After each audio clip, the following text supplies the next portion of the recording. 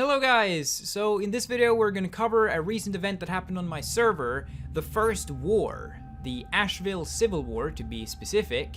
So today we're going to cover that war, and we're also briefly going to cover the 600 subscriber event, because I hosted an event to celebrate 600 subscribers. However, when I actually hosted the event, I kind of messed a couple things up, so the video was a little bit of a mess, and because of that, I've decided not to make that event a separate video. However, I will cover parts of the event in this video because the whole event is sort of the background and reason for the Ashville Civil War in the first place. So sit back, relax, and let's get right into this. Oh, and also, if you do enjoy this kind of content, then please subscribe to the channel and like the video. Both help me out a lot, it's completely free, and you can always change your mind in the future. But yeah, now we're gonna get into this. Now, before we get into the event and the war itself, let's first talk about Ashville, because you're probably wondering, what is Ashville? Okay, so for those that don't know, on my server you can kind of create your own countries or nations, legions, factions, whatever you want to call it, just for fun. Nothing really beneficial about it other than having a tribe, I guess you could say. And Ashville is one of those tribes, currently one of 3, but at the time it was one of only 2.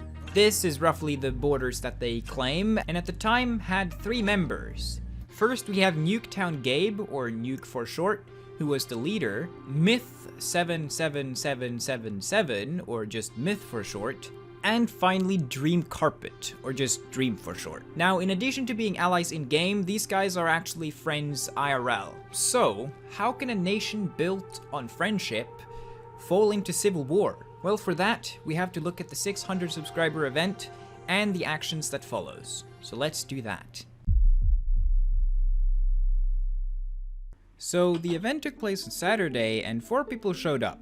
The 3 previously mentioned members of Ashville and Thiago. So the original reward for the event was supposed to be a Sharpness 6 diamond sword and a Fortune 4 diamond pickaxe. Of course, these enchantments are better than what you can get in normal survival, which is kind of the point of these events. And after several duels, Dream Carpet came out victorious and was gonna claim his reward. However, that's the point where I figured out that the command that you usually use to spawn in these items didn't work on the server for some reason. I copy-pasted from multiple websites and checked to see if there was an error.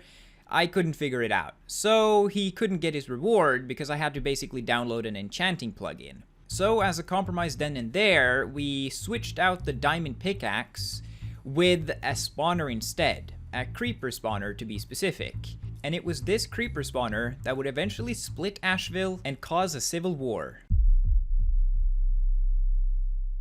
Now, the following day things continued on as normal. People farmed, mined, and built. Things that everyone do on a typical survival world. By early evening, Myth had finished a new home for him and Nuke.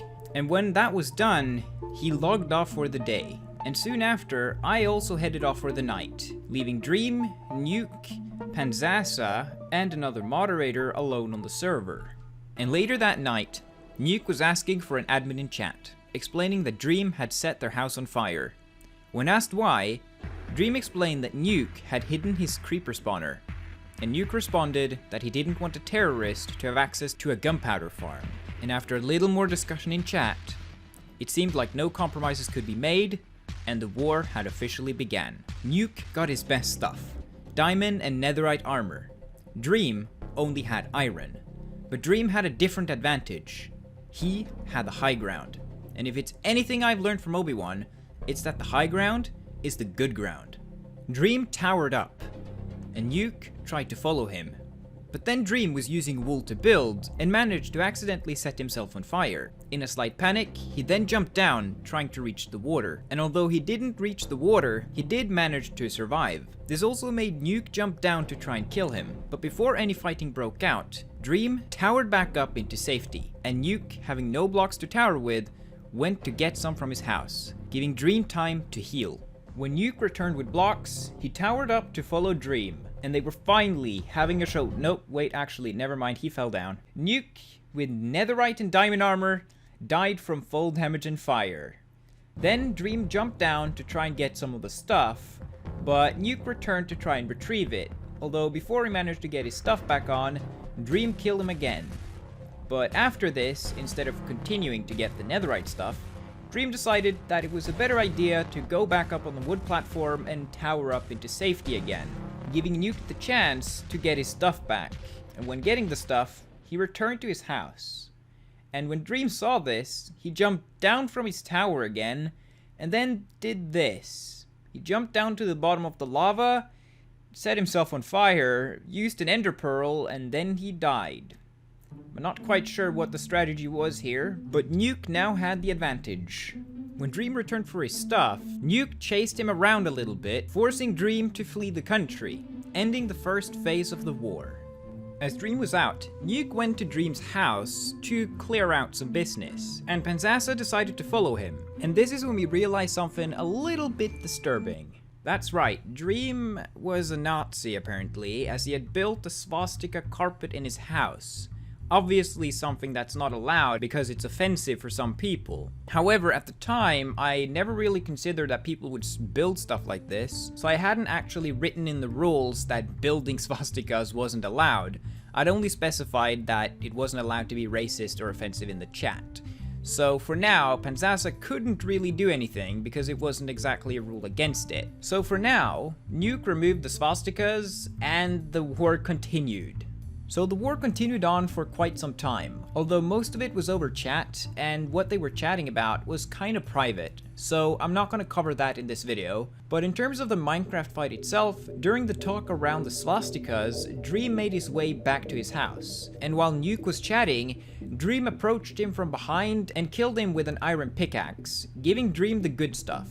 And what followed now was a mix between chat and Dream just killing Nuke, over and over and over again. And this continued for quite some time, until Panzassa got a little bored and asked if they could negotiate peace, because the war was pretty much over. And Nuke quickly after said that he was fine to do that because he had to leave soon anyways. And thus, 20 minutes of civil war in Ashville came to an end. So it was now time to negotiate peace, and the terms agreed upon were as follows. First off, it would obviously be peace in Ashville once again. Secondly, Dream would no longer be a part of Ashville. And thirdly, Dream, because he did win the war, would get his creeper spawner back on the condition that he would not use the TNT to blow up other people's buildings. And that was all the terms agreed upon, and the war was officially over. But you're probably sitting with a few questions, like for example, what happened to the swastika thing? Did Dream just get away with that? And of course, did they just live happily ever after now? Did Nuke just continue on with Ashville? Did Dream create his own nation? What happened? Well, I'm gonna answer that. So, pretty much immediately after the terms were agreed upon, Dream declared war on the Andesite Legion, which at the time was the only other country on the server.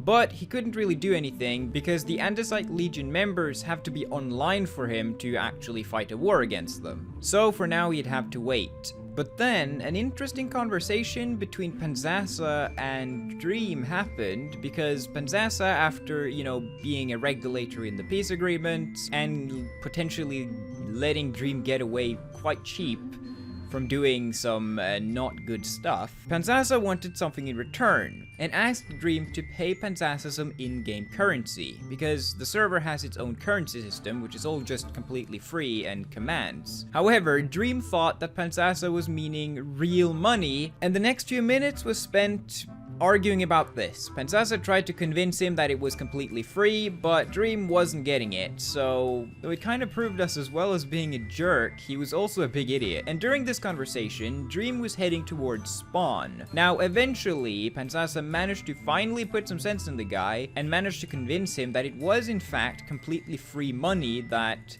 cost emeralds to get. And after this, Panzassa teleported to Dream, and Panzassa discovered that Dream was blowing up the Andesite Legion's base with TNT, the one thing he promised mere minutes ago not to do. And this was the final straw for Panzassa. After being a jerk on the server, building swastikas, proving himself to have negative IQ, and now breaking a promise he made mere minutes earlier, Panzassa first killed him to prevent him from blowing stuff up, and then banned him, or temp banned him. But when I found out about this whole thing, I figured he can stay banned. And that finally ended the Dream saga. And the day after, one final term was agreed upon between Panzassa and Nuke. Basically, Dream lived on an island north of Ashville. This one. And Panzassa simply said that after helping them so much, Panzassa wanted the island. And Nuke agreed. Panzassa then renamed the island to Isla Panda and declared it as a new independent state, becoming the third country on the server. And that's pretty much it. And with that, we've reached the end of this video. So if you want to play on this server and be part of potentially some wars in the future, or just play with some very lovely people, then you can join the server. Its IP address is in the description. It's completely free. You don't even need to be subscribed to the channel. And if you could take the time to subscribe and like the video too, that would mean a lot. It took a very long time to edit this video, so I would really appreciate it. But I'm not going to talk anymore now. The video is long enough as it is. Thank you so much again for watching, and I'll see you guys next time. Goodbye.